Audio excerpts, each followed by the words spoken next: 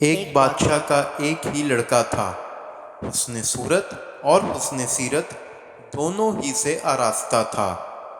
بادشاہ نے اس لڑکے کی ایک حسین شہزادی سے شادی کرنا چاہی اور کسی زاہد و پرہیزگار صالح خاندان میں رشتہ طے کرنا شروع کیا۔ اس سلسلے کی خبر شہزادے کی ماں کو ہوئی تو اس نے بادشاہ سے کہا کہ آپ نیکی اور تقوی اور زہد تو دیکھ رہے ہیں، لیکن آپ کے مقابلے میں باعتبار عزت و مال کہ وہ خاندان کمتر ہے۔ بادشاہ نے جواب دیا، کہا، ارے بے وقوف، جو شخص دین کا غم اختیار کرتا ہے اللہ تعالیٰ اس کے تمام غموں کو دور کر دیتا ہے۔ یاد رکھ، آخرت کا غم موسیٰ علیہ السلام کے عصے کی طرح ہے جو جادوگروں کے سانپ بچھوؤں کو نگل گیا تھا، اس طرح آخرت کا غم دنیا کے تمام غموں کو نگل جائے گا۔ بالآخر بادشاہ اپنی ملکہ پر اپنی رائے کو غالب رکھنے میں کامیاب ہو گیا اور شہزادے کی شادی کر دی۔ طویل عرصے تک انتظار کیا مگر اس شہزادے سے کوئی لڑکا نہ پیدا ہوا۔ بادشاہ کو فکر ہوئی کہ کیا بات ہے، شہزادے کی بیوی تو بہت خوبرو، حسین اور بے مثل ہے، لیکن اولاد کیوں نہیں ہوتی؟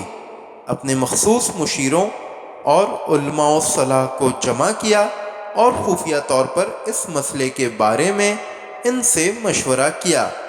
تحقیق سے معلوم ہوا کہ اس شہزادے پر ایک بوڑھی قابلی عورت نے جادو کر دیا ہے، جس سے یہ اپنی چاند جیسی حسین بیوی سے نفرت کرتا ہے اور اس بدصورت کالی کلوٹی عورت کے پاس جایا کرتا ہے اور اس کے عشق میں جادو کی وجہ سے ایک عرصے سے اسیر ہے۔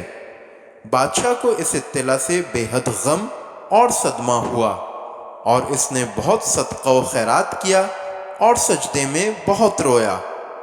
ابھی رونے سے فارغ نہ ہوا تھا کہ ایک مرد غیبی نمودار ہوئے اور کہا کہ آپ میرے ساتھ ابھی قبرستان چلیں۔ بادشاہ ان کے ہمراہ قبرستان گیا۔ انہوں نے ایک پرانی قبر کھودی اور اس میں بادشاہ کو دکھایا کہ ایک بال دفن تھا جس میں جادو کی 100 گرہیں لگائی گئی تھیں۔ پھر اس مرد غیبی نے ایک گرہ کو کچھ دم کر کے کھولا اور ادھر وہ شہزادہ صحت یاب ہوتا گیا، حتیٰ کہ آخری گرہ کھلتے ہی شہزادہ اس خبیث بوڑھی کے عشق سے نجات پا گیا اور اس کی آنکھوں کی وہ نظر بندی جاتی رہی جس سے حسین بیوی خراب اور بری اور وہ بدصورت خبیث بوڑھی عورت خوبصورت معلوم ہوتی۔ پھر جو اس بوڑھی کو شہزادے نے جب دیکھا تو اس کو نفرت و سخت کراہت اور اپنی عقل پر حیرت کر رہا تھا، اور اپنی حسین بیوی کو جب اس نے دیکھا تو اس کے چاند سے حسین چہرے کو دیکھ کر برداشت نہ کر سکا اور بے ہوش ہو گیا۔